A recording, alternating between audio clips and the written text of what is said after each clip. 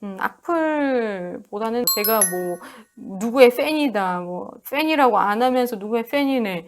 그럼 팬이면 제가 투표도 하고 이쪽을 막 미는 걸 했겠죠. 근데 제가 이 사람 얘기도 하고 저 사람 얘기도 하고 예전부터 신인선 씨 얘기도 했다가 영탁 씨 얘기도 했다가 저는 일단 잘하는 사람들 위주로 계속 얘기를 하고 있어요. 사실 뭐 노진우 씨가 진짜 발성이 좋아요. 깨끗하고 뻗어 있고 얘기를 그래서 발성 좋다라고 하고 싶고 이런저런 얘기도 하고 싶은데 그냥 그거까지만 얘기가 나오니까 다른 좋은 포인트들이 있는 분들도 많거든요. 근데도 얘기를 안 하는 이유가 이슈가 되는 사람만 얘기하려고 하는 게 아니라 얘기를 하고 싶은 마음이 들어야 얘기를 할 수 있는 거거든요. 근데 그런 마음이 들게끔 하는 사람들이 별로 없었어요. 오죽하면 제가 임영웅 씨도 솔직히 그 일편단심 민들레야도 잘 불러주셨는데도 그때는 크게 그렇게 뭔가 얘기하고 싶지 않더라고요. 그래서 편곡 얘기하면서 조금 더 편곡이랑 이런 거 맞춰서 했었으면 훨씬 더 좋은 무대가 됐을 거라고 생각한다. 이런 영상만 하고 그 외에는 또 언급을 안 했듯이 뭔가 이렇게 끌어오르는 감흥을 줬을 때 얘기거리가 나오는 건데 그래서 저는 없는 감흥을 아니면 없는 얘기를 이렇게 지어서 막 표현하고 싶진 않아요.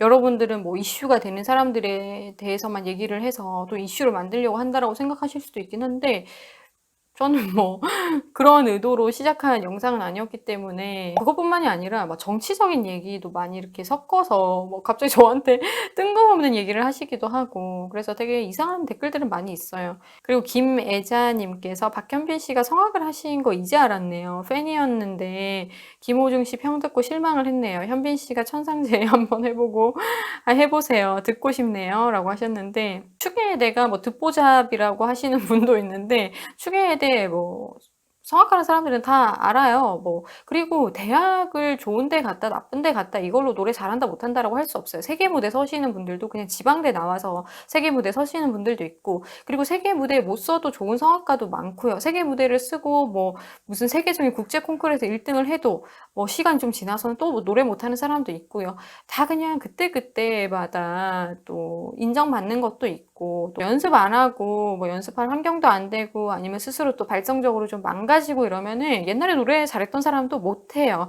그래서 이런 여러 가지 것들이 존재를 합니다. 그래서 우리가 뭐 학교 가지고 뭐라고 할 거는 아닌 것 같고 박현빈 씨가 그때 그런 발언보다는 좀 다른 방식으로 발언을 했었으면은 더 좋지 않았겠나. 이진연님께서 예리한 분석 너무 감사해요. 인터넷 강의하시면 강의 내용이 귀에 쏙쏙 들어올 듯 합니다. 너무 재밌게 보고 갑니다 라고 하셨는데 유튜브로 하고 있지요. 그리고 사실 이미 예전부터 준비는 했었어요.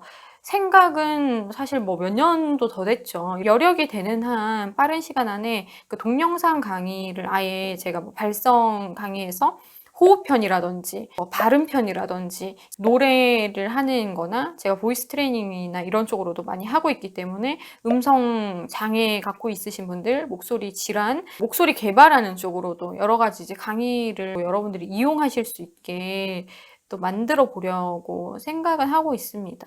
양효성님께서 심사위원들은 전문가로 바꿔라. 네, 심사위원들에 대해서 많이 또 말씀을 하신다고 들었는데 계속 똑같은 분들에 의해서 심사가 진행되니까 좀 식상한 부분도 보는 입장에서는 또 있을 수 있겠죠. 그 다음 댓글은 바로 뭐라고 개소리하는 거야? 네가 심사위원이냐? 이렇게 하셨는데 밑에 다 대댓글을 달아주셨어요. 당신 스타나 가서 응원해라. 성악 전공자라고 하시잖아요, 이 사람아. 당신 가수나 응원하세요. 나가쇼. 멍멍이 너나 나가 계집으로. 진짜 여러분들 막 댓글로 이렇게 약간 다투시는데 서로서로 예쁜 말 써주시면서 얘기 나누시면 좋을 것 같아요. 그리고 서영미님께서 편파적인 심사 때문에 미스터트롯 시청 아예 안 해요. 이렇게 하시는데 노래 올라오면 노래나 듣겠다 하시는 분들도 꽤 있는 것 같아요.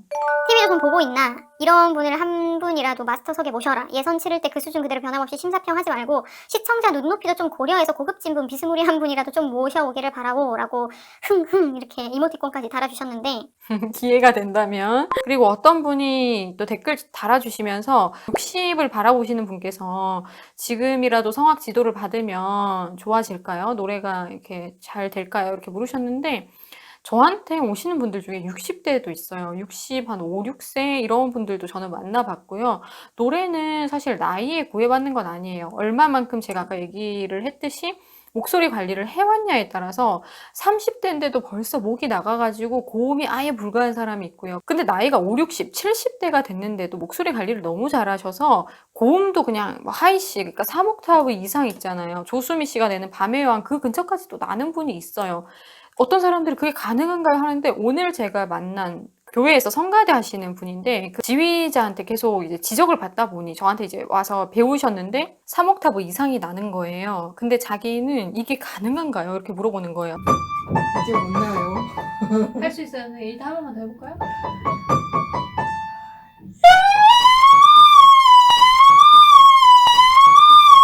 그게 지금 뭐가 나오는 거예요, 선생님? D까지도 했어요. 하이래요? 하이레죠. 하이시요? 하이시 넘어가지고 하이시가 넘어간 거예요? 네, 하이시 넘어갔죠. 어. 선생님도 봐요. 그럴 수가 있나라고 하시는데 네. 제일 많이 받는 질문이 50대인데요, 60대인데요. 지금 네. 뭐 성악을 한 달 될까요? 네. 상관없어요. 네. 그거는 얼마나 평상시에 목 관리를 잘해왔느냐. 그리고 인간은 다 원래 고음이 나거든요. 그리고 운동, 뭐 여기도 근력의 일종이기 때문에 네. 근력도 좋고 지금 보면 힘도 좋고 선생님은 네. 나이랑 사실 상관없어요. 제가 항상 얘기하는 게 사람은 진짜 예외적인 경우만 제외하고서 모두가 고음을 타고났다라고 저는 얘기를 하거든요.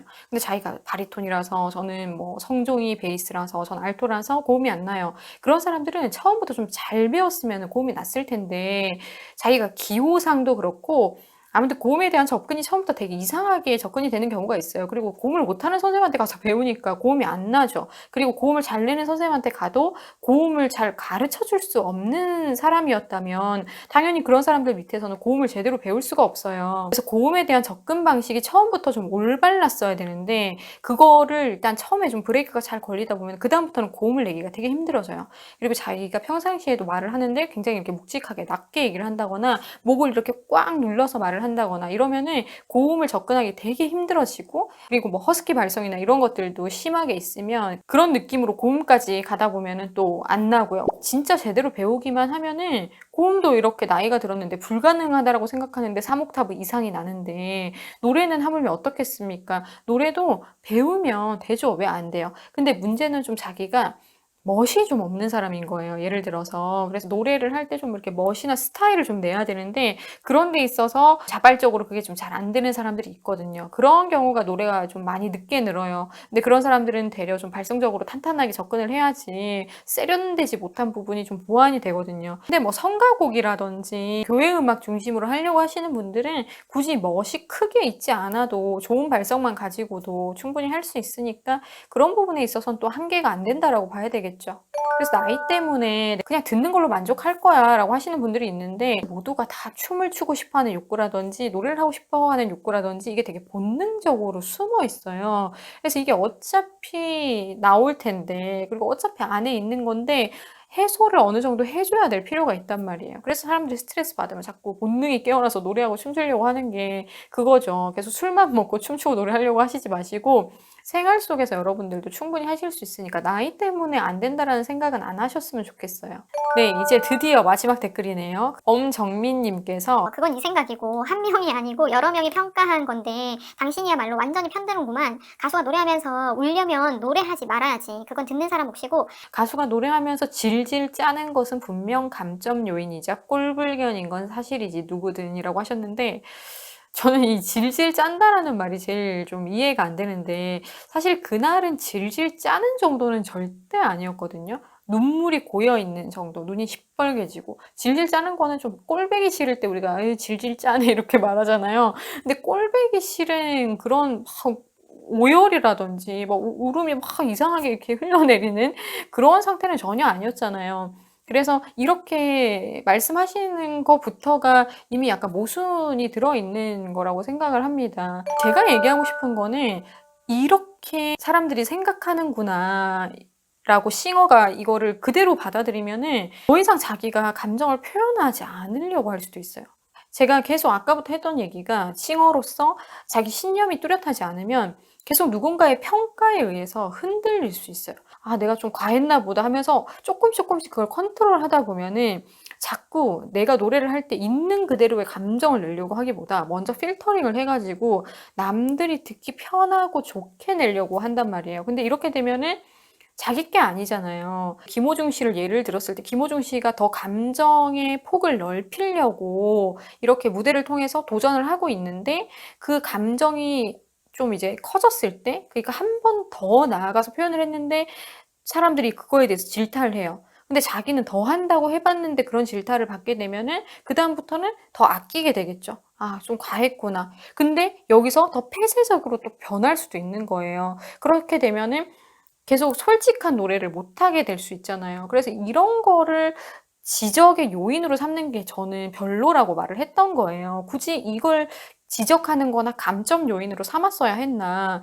이런 부분을 얘기하는 건데 이거를 자꾸 좀 네가 김호중 팬이라서 싸고 도는구나. 못했으니까 당연히 감점 당하는 거지. 근데 무슨 변명이 맞냐. 이렇게 받아들이시는 분도 있는 것 같은데 예술가한테 해도 되는 평가가 있고 해도 안 되는 평가가 있다라고 보는데 아직까지 진짜 애기들이라서 잘 봐나가는 그런 때는 그런 얘기들이 분명히 필요하거든요. 근데 김호중 씨의 지금 그 단계에서는 그런 얘기가 필요하지 않은 것 같아요, 굳이. 그렇기 때문에 제가 그 얘기를 한 거라는 거를 다시 한 번 더 여러분들이 인지를 해주셨으면 좋겠습니다. 우리가 아기 때는 막 다 표현하고 싶은 거 다 하잖아요. 말하고 싶은 것도 다 하고. 근데 어느샌가부터 거기에 대해서 자꾸 지적을 받는다거나 누군가가 내가 그런 반응을 했을 때 싫어하는 티를 확 냈을 때 그거에 대해서 쇼크를 받아요. 그러면서 자꾸 우리가 감정을 숨기게 되고 말도 아끼게 되고 이렇게 하면서 어른이 되는 건데 어른의 입장에서 그게 또 얼마나 숨막힙니까? 근데 예술가는 너무 빨리 어른이 되면은 안 돼요. 물론 이제 성숙한 자세는 필요한데 이런 표현하는 부분에서 그런 것들에서 다 이성적으로 다 생각하고 표현하려고 하면은 그거는 되게 재미없는 무대가 될 거예요. 그래서 여러분들이 더 좋은 예술가가 많이 나오게 하고 싶다면 지적이라는 것에도 우리가 좀 필요한 지적이 있고 불필요한 지적이 있고 또 그 사람의 수준에 따라서 이게 도움이 되는 지적이 될 수도 있고 정말 해가 되는 지적일 수도 있어요. 그런 것들까지 우리가 좀 배려를 하면서 피드백을 주고 의견을 주면은 훨씬 더 좋은 예술가로 많은 사람들이 성장할 수 있을 것 같아요. 그래서 저는 보다 더 이제 예술적인 입장에서 얘기를 하지만 예술뿐만이 아니라 뭐 인간관계나 모든 것들이 그렇습니다. 우리가 좀 더 나아가서 솔직하게 표현을 하려고 할 때 그게 해가 되는 게 아니잖아요. 근데 이 사람이 이게 싫다고 해서 기호상 안 맞아서 이렇게 해버렸는데 그게 너무 상대방한테 상처가 되면 어떡할 거냐고요. 이렇게 상처받는 사람이 나 자신이거나 내가 사랑하는 사람이거나 내 자녀라고 생각해 보세요. 얼마나 마음이 아픕니까? 그래서 우리가 진짜 한마디를 하더라도 피드백이니까 솔직히 받아들일 건 받아들여야지가 아니라 진짜 그게 필요한 피드백인지 생각해 보고서 해야 된다는 거죠. 오늘 참 다양한 얘기들을 해드렸죠. 아, 성대에도 수명이 있구나. 관리하기에 따라서 이 목소리가 좋은 목소리로 오래 지속되기도 하고 금방 빨리 늙어버리기도 하는구나. 그리고 내가 이제 나이가 들어서 노래는 듣기만 해야지 뭘 불러라고 하시는 분들도 용기를 가지시고 또 열심히 좋은 방식으로 여러분들이 또 연습하다 보면은 더 음악을 즐기실 수 있고 여러분들이 또 해봐야지 더 이해를 하는 부분이에요. 해보지 않고서는 이해하기가 힘든 게 또 예술이기 때문에 여러분들이 느끼는 그 감정 세계보다 훨씬 더 예술하는 사람들은 정말 여러 것들을 만진단 말이에요. 감정적인 부분들도 그렇고 그렇기 때문에 여러분들이 예술가를 온전히 다 이해하고 사랑하고 싶다면 여러분들도 같이 성장을 하셔야지 더 좋은 예술인들이 그 자리를 빛낼 수 있지요. 그래서 제가 이렇게 나누는 이런 얘기들이 여러분들한테도 너무너무 필요하고 예술적인 안목을 높이는 데 있어서도 굉장히 필요한 부분이라고 생각을 합니다. 그러면 다음 시간에도 건강한 모습으로 만나요.